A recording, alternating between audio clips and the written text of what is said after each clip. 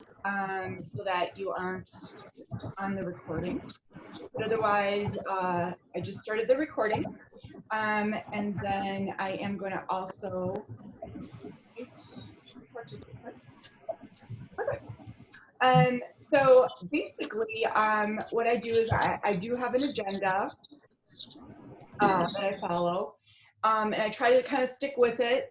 When I first started doing these presentations, I was like, wow, an hour and a half.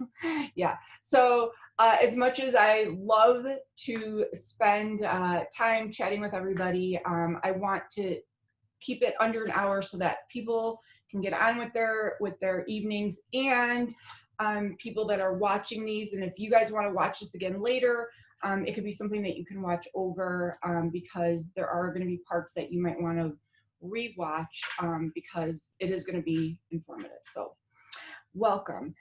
So today we're going to talk about macro science. Macro is the big buzz. Most of you, in fact, probably all of you, before you even started this program, probably wanted to know about macros. And throughout the time of me doing these nutritional programs, that's what people want to know. Like right away, they want to know about macros. And as I've been facilitating them, I kind of sit back and go, well, why does everybody want to know about these? Like, what is so important about them?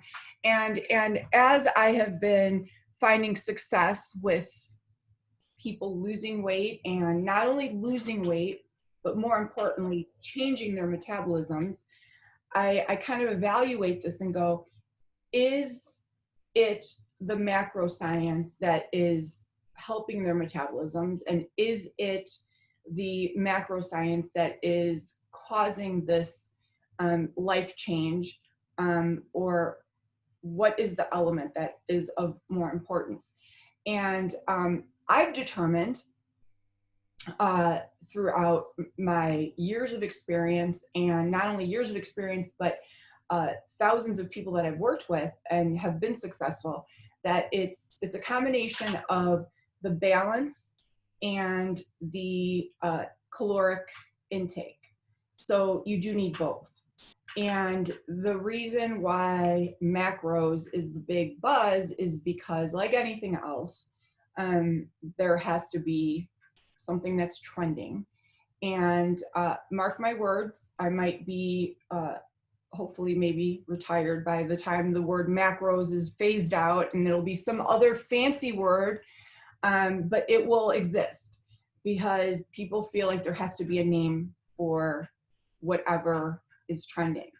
And I'm going to prove to you that it's not so much this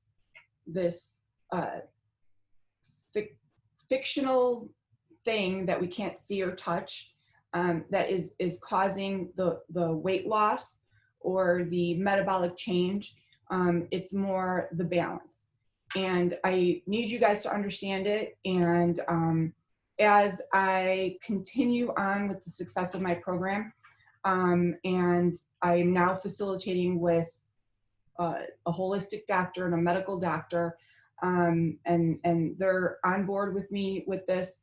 I really believe that sticking to a strict macro guideline is not the way to go, and for many reasons, and I'm going to display that today. And you'll see the balance, and I'll let you guys ask the questions at that point. So what are macros? Macros are macronutrients. So we have our nutrients, and then we have the macronutrients. And there's many macronutrients in a diet, but the ones that we focus on are the proteins, the fats, and the carbohydrates. And those are the three that we focus on when we talk about that balance in nutrition. So, and then there's more. There's more categories of macronutrients that we can branch off when we get into the fibers, and we get into the sodiums, and we can branch off even more. But The three that we're going to talk about are the fats, the proteins, and the carbs. And those are ones that you're already familiar with. They're highlighted on nutritional labels, and they're talked about in health classes. So these are the primary ones. So how did macro science become popular? Those of you that have been around as long as I have with dieting can probably attest to the fact that they were not a thing when we first started losing weight.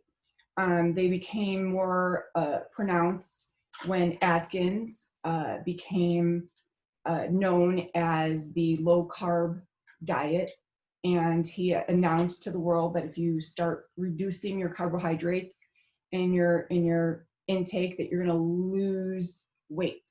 That was kind of like the first aha to, wow, now we have this macronutrient.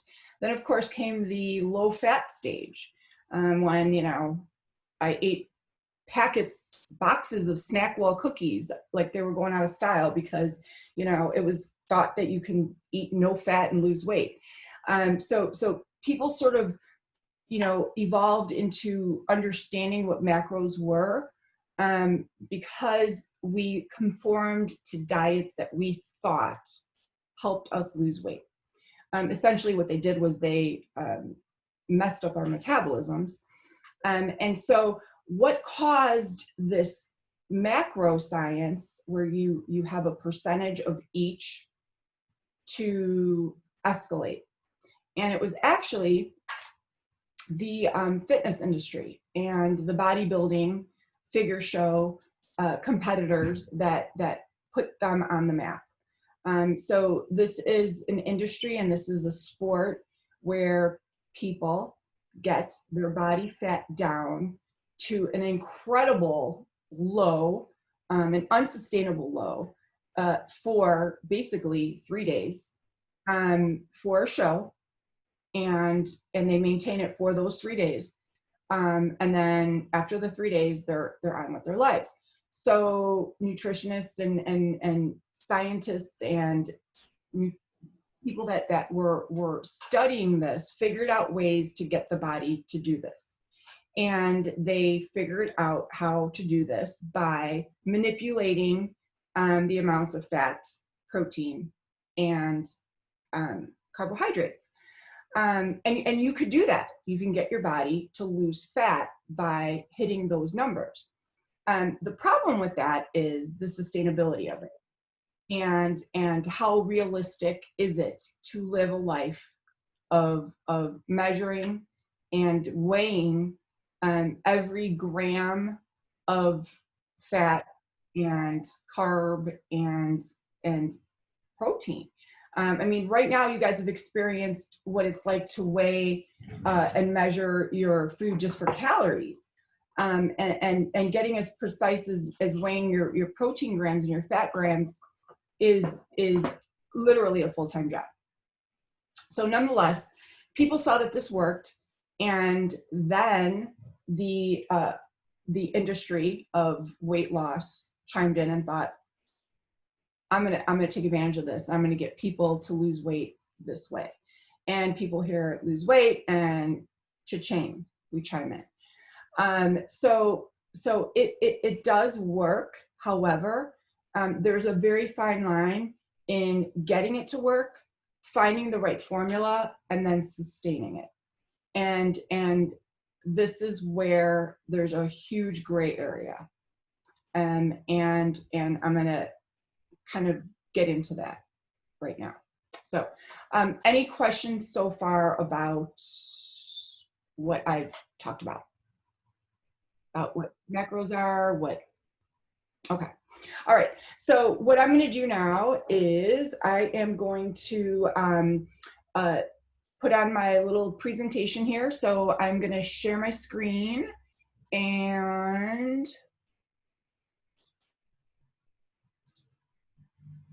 all right, can everybody see this? No, it's going to change. Yes. Here.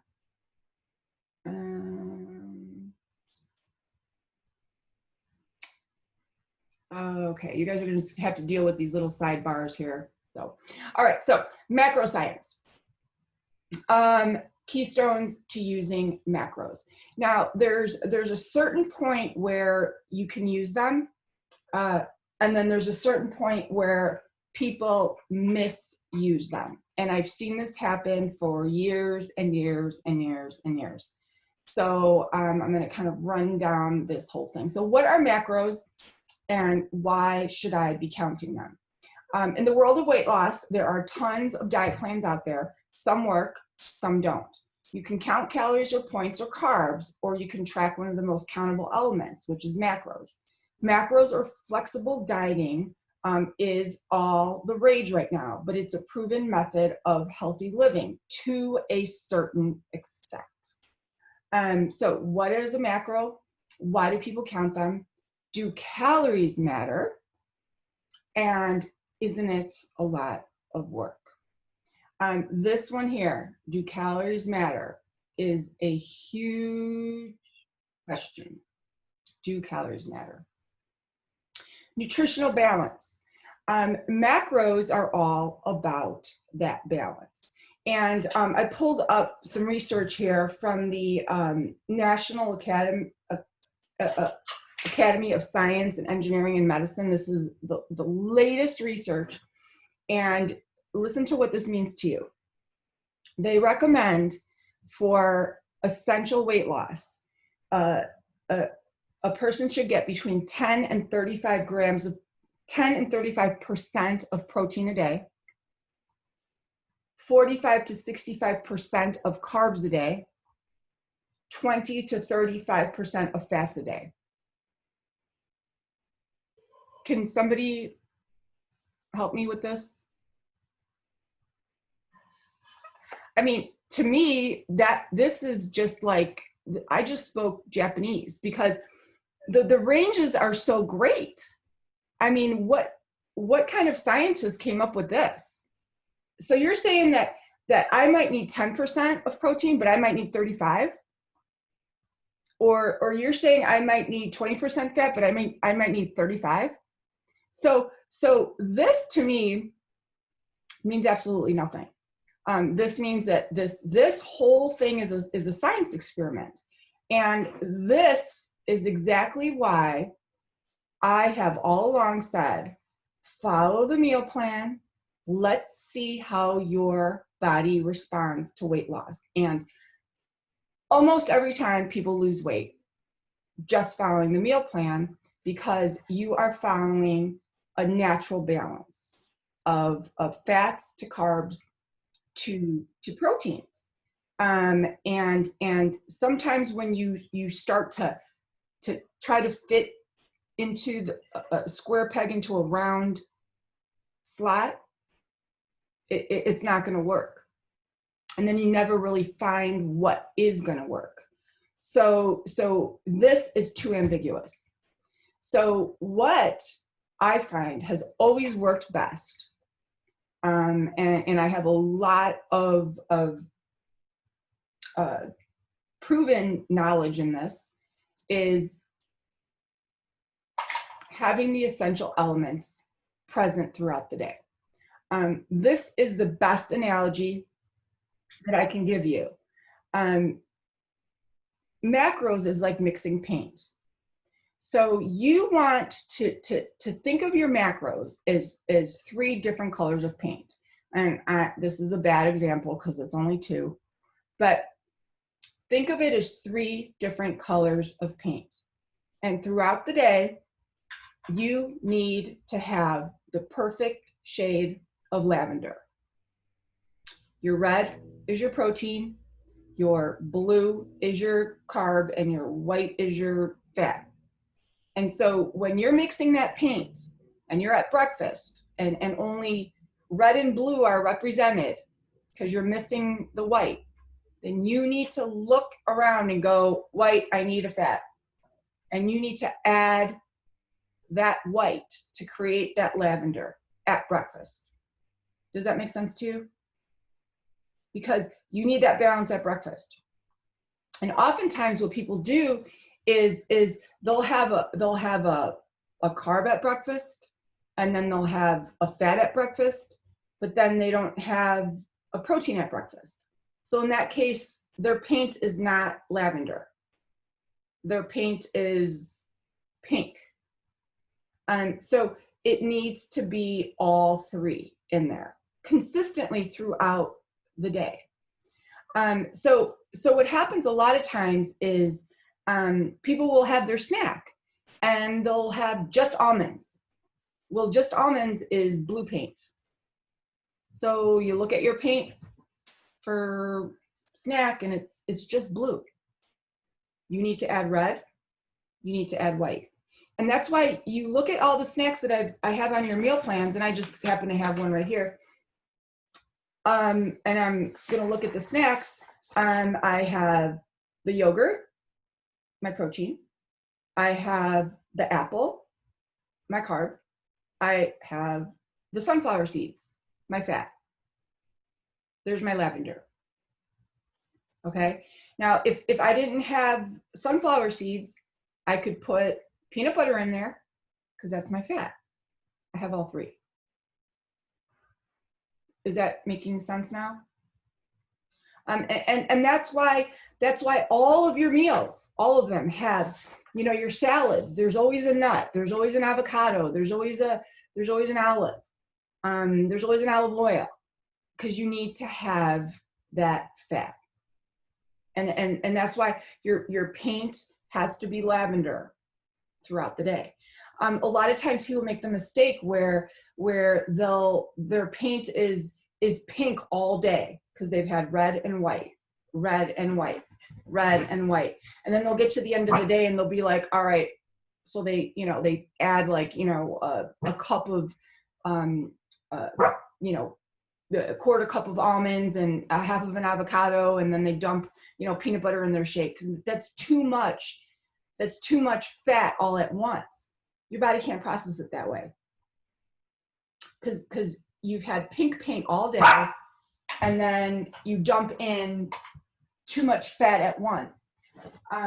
It has to be consistent. Okay, so it has to be balanced. And now that you know that, I'd love for you to go back and look at all of your meals and go, oh, I get it now. I was thinking she was making me run out and get flax seeds because of the fiber. And yeah, there is fiber in that, but it's the healthy fat that you need. And yes, cheese is a fat, but cheese also clogs your arteries, and it's not a monosaturated fat. It's not gonna. And now we're getting really complex, so that's like a later lesson. So the healthy fats, your body will take that fat and burn it as a fuel. All right. Any questions so far about this mixing paint? Okay, and I'll touch upon this a little bit later as well. Okay. All right. So next, eating healthy is more than just counting calories. To truly have a balanced diet, you have to have a variety of nutrients that give your body energy and help your digestive system work. The best way to keep tabs on this is on what you're eating is both to lose weight and stay healthy is to track the micronutrients. So basically what I'm saying here is you can't eat junk. You can hit the macros by eating, like I said, cheese and bacon and bad carbs, but that's not healthy. And you're not going to have good blood sugar. You're not going to have good cholesterol readings. You're not going to have good energy, and your metabolism is not going to be where you want it to be, because essentially this whole path of wellness that you're on is to speed up your metabolism. Because I don't want you to be a slave to the food scale for the rest of your life. And that is the whole trajectory of this, is to be able to have that freedom. Doing what you can to help your body reach those health and fitness goals faster than focusing on calories alone. However, calories are the most important. So to reiterate, when it boils down to it, you cannot go over your calories. And that's a misconception that people have, especially on the paleo diet, especially on a lot of these diets where they focus on just macros. People are like, well, I hit my macros. I hit my, 30, 30, 60 or whatever it is. Well, you went over on calories. Calories are energy. And if you don't burn it, it's going to turn into fat. Don't mind the background noise. So calories trump everything. They will always trump everything. You could have the most perfect shade of lavender, but if you go over calories by 500 every week, and I don't care if it's kale and quinoa and avocados and flax seeds, you're gaining weight. Bottom line. Okay. All right. So here we have carbohydrates. They give you quick energy. When you eat carbs, your body converts them to glucose, which is sugar, and it either uses the sugar immediately or it stores it into glycogen for later use. Often during exercise and in between meals, complex carbs like a starchy vegetable or whole grains will also promote digestive health because they're high in dietary fiber. So this is my favorite analogy ever. Carbohydrates. I feared them for years. I stayed away from them for years. Thank you, Dr. Atkins, because I thought they were bad. And I spend much of my days convincing people that they're not the devil and that you need them. You need to have them, and in your diet and in your meal plans, they're in here. It's the right amount of portion that you need. It's that balance, that lavender paint. Let me explain what happens if you overconsume a carbohydrate. I wasn't planning on doing this, but I'm going to. Isn't this the cutest little this little owl? It's like a little owl flower pot. Okay, so let's suppose that this was a flower pot, right? And the flower is in here, and it is going to get watered. Okay. I need one more special tool here, okay? So you're allowed a certain amount of carbohydrates, right? And as long as you don't exceed that amount, you'll be fine. So you are going to fill this up with your water, and I would do it, but I would spill it everywhere. So, all right, so you're gonna fill this up, all right? And as long as you stay with your balance, it's going to stop right there, and your body is going to burn that as fuel throughout the day. And you are just trucking along, boom, boom, boom, feeling really good. You eat some more complex carbs, your breads, your whole grains, your vegetables, your fruits, trucking along, all's good. If you eat too many carbs, so you eat a bowl of pasta the size of Nebraska, that is when that pours over, right? That's when I would have dumped this out and it would have spilled all over my laptop here. Now, that water that would be laying all over this laptop, much like what was in the backseat of my car today, that is fat. That is body fat. That's stored on your body. And now you have to work to get rid of it.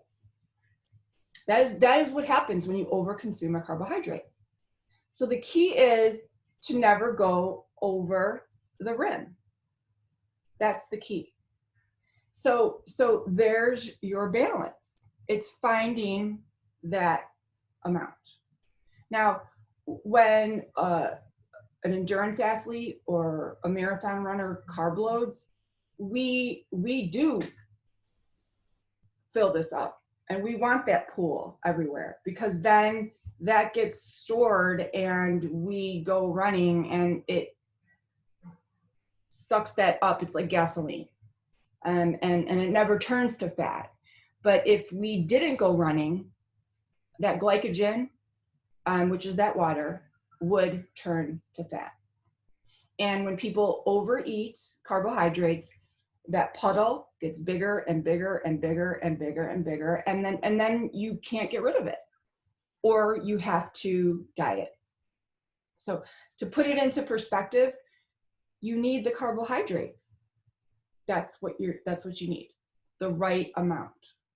Okay. All right. And those are your breads, your fruits, your vegetables. And to give you an idea, the average person in this program is getting about 100 to 120 grams of carbohydrates a day.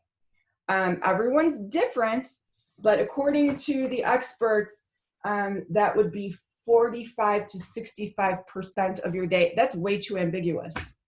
I mean, that's like all over the place. Okay. And we'll talk about percentages later, because percentages and grams are two different languages. Okay. All right.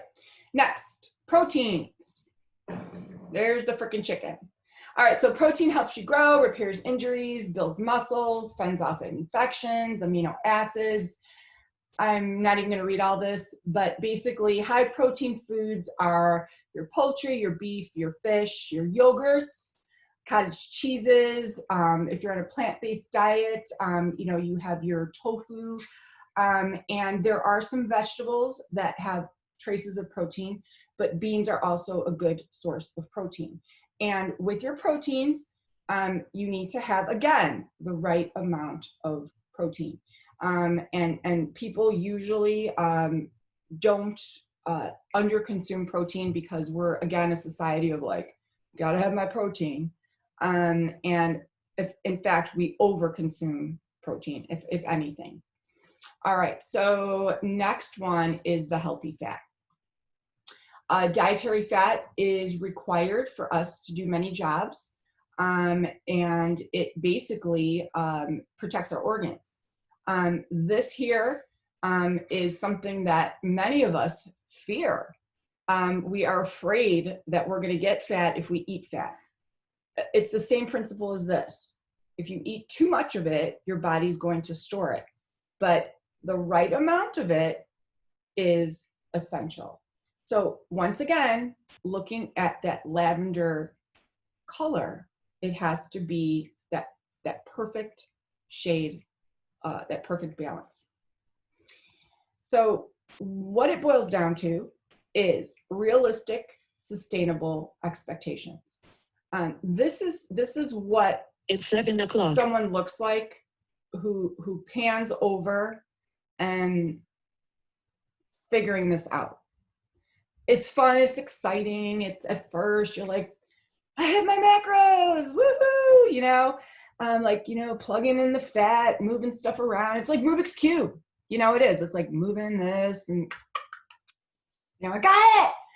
Okay, so that is so much fun, but let's fast forward now and let's old hat this. I have this vision of this tool belt. And you going out to dinner and like you got your food scale and you're like imaginary, like I wish no life of this for anybody. And everybody's been around the block different amount of laps. I've been around this block a lot of times. And this is, I call this food jail. You don't want to be at a restaurant like, what you should do is have that mental image of like lavender paint. I'll take the salmon with the broccoli. Could I get a side of avocado with that?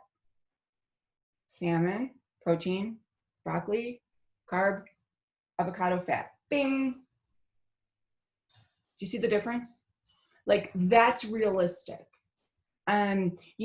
Looking at these plans, as a brand new person, no, I'm not going to present this to you. But at this point, you can look at this and go, wow, the awesome grape salad.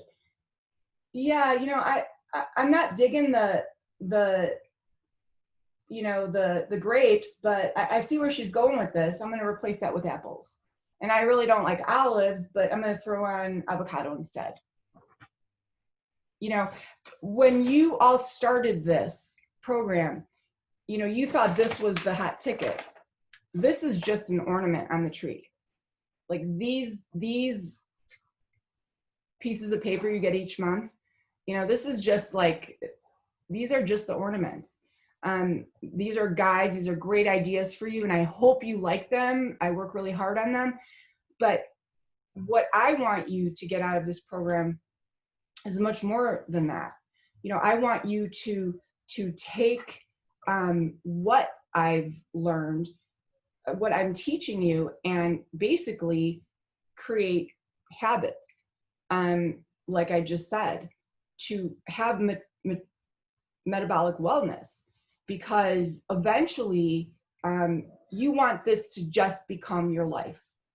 And when that scale creeps up, then you can like go hardcore and like pull out the food scale and the fitness pal, and you know, by then you'll be a loyal member and be like, okay, Irene, I'm going back to month 1. But you don't want that to be your everyday, because it's food jail. You know, like you're learning right now, like you are all students, you're all like residents to the program, but eventually you want it to just be your life. And so that lavender paint is that balance that you need. So before I tell you what that balance is and what like the golden numbers are, oh geez, my computer's gonna die. Let me plug in my computer.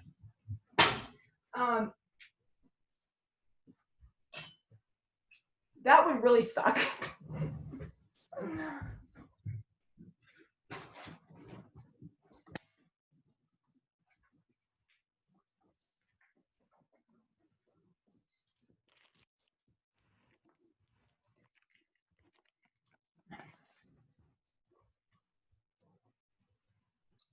I don't know why it's doing this. Okay. Why don't you guys ask me questions that you might have about macros while I figure this out? Questions? So I know I texted you about this today. Hold on, my video's not on. Doesn't really matter if you can see me or not. So I asked you about this today. I'm having issues. So even though I'm following your recipes, I don't know if it's like, I have to kind of just, I guess I have to do like what you were saying, like kind of play around with the ones that have more protein and not as many, even if it's a healthy fat, like, because my fats have been like, you know, they're supposed to be 25%, but they've been kind of teetering like around like the 40%. And then my protein, my carbs have been right on, but my protein and my fat are like switched. Do you know what I'm saying? So like I'm too low on my protein. I'm usually around 32% or something like that, you know? So I'm a little too low on my protein and over on my fat, even though I'm following your recipes, but I know it's all about like, you have to kind of pick which ones have, you know what I'm saying? Like maybe not choose one that has avocado or, you know, like something like that. Sure. Well, first of all, before that, and somebody else commented that they're having the same issue, your percentage for what your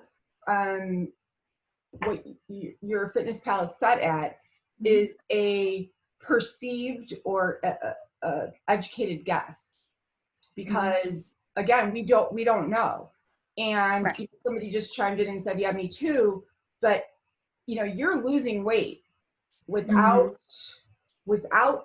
this. Right. So really, we're rocking the boat by manipulating. Do you get what I'm saying? Yeah. So there's a fine line. And I'm looking, and I know one of my ambassadors is watching who's been very successful. So I'll ask her to chime in with her experience. There's a fine line because if you're losing weight, And you then start going, well, I'm gonna, you know, add fat and move carbs, you might stop losing weight. Mm-hmm. And according to the research here, the ranges are too great. So just because the average is, you know, 35, whatever it is, that doesn't mean that's you. So my suggestion is, if you're losing weight, don't rock the boat, because your shade of lavender is going to be a different hue than my shade. You understand what I'm saying? Yeah. And so if you're not losing weight, if you're really stuck, and what I mean by stuck is let me identify that. Like, let me be the person to say you're stuck. Like I have people, they'll say, Irene, I'm stuck, and I'll look at their weight and they haven't lost any weight in like a week or even 2 after losing 10. That's not stuck. Or I'll look at their intake of what they're eating, and then I'll see some, you know, like Domino's, and I'll see some, you know, that's not stuck. You know, you know, a true stuck is like you are spot on, mixing lavender to the core and nothing's moving. Then we manipulate. But if you do it too soon, then you're creating like a really messy science experiment. You know what I'm saying? Yeah. So do you mind sharing how much have you lost? I have lost so far since the beginning. Well, it was like 13, but then I went up like a couple, so probably around like 12, Okay. like 11 or 12 pounds. And that's a substantial amount in a short time. So my advice, and I'm sure everybody would agree, is don't rock the boat. And don't give yourself a headache.